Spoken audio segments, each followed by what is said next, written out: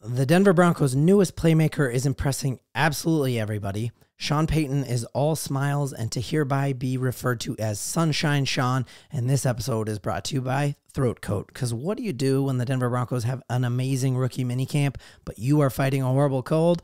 Well, you throw back some Throat Coat and you do it for Broncos family. So let's dive into the great news coming out of Broncos rookie minicamp. So right off the bat, you just notice a crazy difference in Shawn Payton's body language, his lack of snapping on reporters' questions, his just kind of, oh, good question, tons of smiles, so much so that D-Mac, who can kind of be pushing buttons and likes to get under people's skin, even D-Mac is calling him Sunshine Shawn.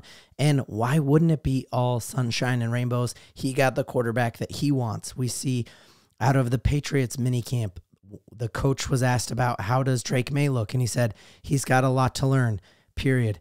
Then he said, he's got a lot to learn, but I know he'll work hard. He said it twice. He's hedging against it. We see J.J. McCarthy not having the camp we thought. We see Jaden Daniels perhaps getting in trouble with the NFL for having a legal bet already. But Shawn Payton has the quarterback of the future, and so he is absolutely thrilled about it. And from all of the videos that I've watched, and I've spent an hour just scrolling through just Broncos Twitter, and you just see the ball come out with incredible accuracy and incredible on time, when it's supposed to come out. He's not waiting, and it's hitting receivers' hands so much so that you hear the pop. And so all those questions about, can he make all the throws? Does he have the arm strength? Those are being answered in real time, and the answer is yes. So just tons of fun things to watch here. Just seeing how great Troy Franklin looks in here. And again, hearing yesterday his coach at Oregon come out and say, I cannot believe all the garbage that was talked about him that is just blatantly false. He works harder than anyone I know. And then you heard today in Shawn Payton's press conference that after they drafted Bo Nix, they went to lunch with him, and Shawn Payton pressed him on Troy Franklin and said, how does this guy prepare? Is he good? Do you want him? And Bo Nix gave him a ringing endorsement. And if Bo Nix thought that he wasn't a hard worker, do you think he would tell Shawn, hey, put your neck out for this guy? If anything, you might be more hesitant to give a glowing review of your friend because he's brand new here and he doesn't have all of the all the political capital built up to say, go get my guy. And yet he went out and vouched for him. So just taking a look here, Bo Nix's arm strength looking fantastic here. We'll watch it again. It's kind of hard to see right here, but just watch this ball come out of his hands, and it's coming out with pace, and I'm loving it. Not an underthrow, and that's a far throw outside of the hash, obviously. We're seeing it here. One of the big questions was, what is he going to look like out of the gun? And Shawn Payton addressed that and said, I'm not worried about him out of the gun, that he did play, or out of under center. He did play under center at times. He wasn't like one of those teams who did the kneel down under shotgun. And so he said, I'm not worried about it. And you just see here him under gun. We know Russell Wilson wasn't comfortable there. Nathaniel Hackett designed an offense where he never had to be under a gun, but you watch him on this little quick drop back here. 1, 2, 3, and boom, it's out. And that is very, very good news, because that was probably the biggest question mark coming in. Then looking at just look at some of Troy Franklin's shiftiness here. Just the ability to do some body control along the end zone line right there. Boom, gets both in. And just weaving in and out of those cones he's just a madman. And he's got that chip on his shoulder. He's wearing 16 to represent all 16 receivers that teams made massive mistakes to draft before him. And we're going to see that here. Here was probably the throw I was most excited about, because looking at the velocity of this, and we'll show this one twice because it is a harder one to see. Just the media had to be pretty far back, and they were on field 2 today, which Shawn Payton made a joke about later in the press conference. But there he is. Look at that ball, and let me do it this time without me talking so you can just hear the pop when it hits his hands. So he's right here, and just watch him hit. And, I remember hearing back in the day, John Elway, his receivers' hands would be, hurting and red because of the velocity that he was thrown with. And even Peyton Manning, who got us to a Super Bowl, didn't have the arm strength by the time he was there. He was just crazy accurate with the pass. And so it looks like Bo Nix has the arm strength that we were wondering about. He can play it under the gun, and you're just seeing the chemistry here right there. Now, the player I was alluding to in my tease for this episode is Devontae V. massive 6'4" frame on him with a 4.4 40. And, didn't have crazy production at Utah, but Utah didn't have a quarterback that last year. And the fact that he had the production he did with the quarterback talent he had is frankly impressive.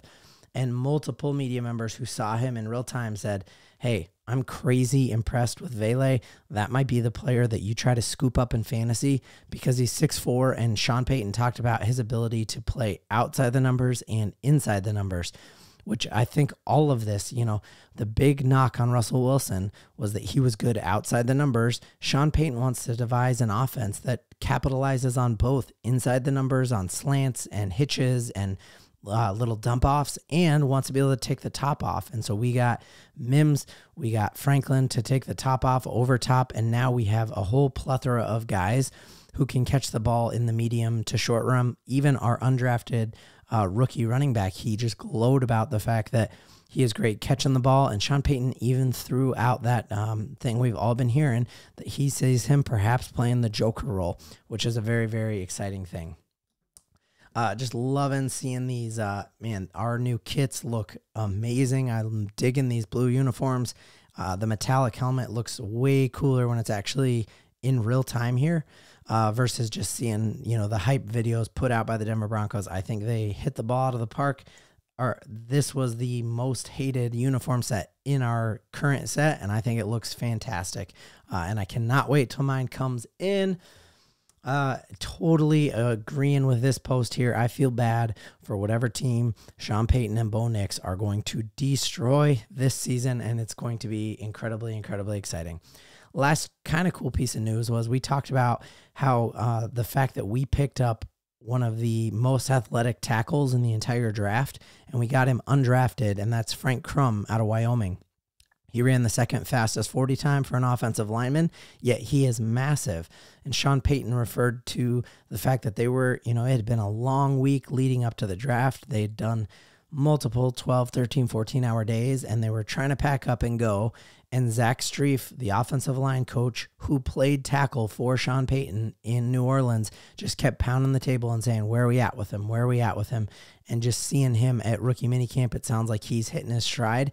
And the big thing with him was just he needed to learn how to play the position, and who could better help him understand how to play the position than a guy who played it at a Pro Bowl level for Shawn Payton, and that should have us all very, very excited.